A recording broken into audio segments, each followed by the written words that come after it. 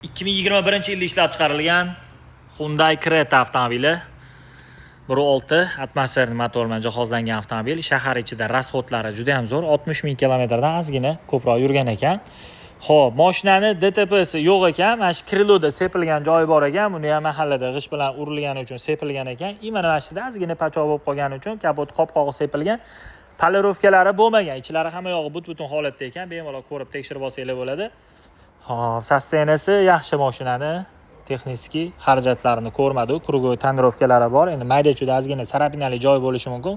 360 kameralar qo'yilgan ekan.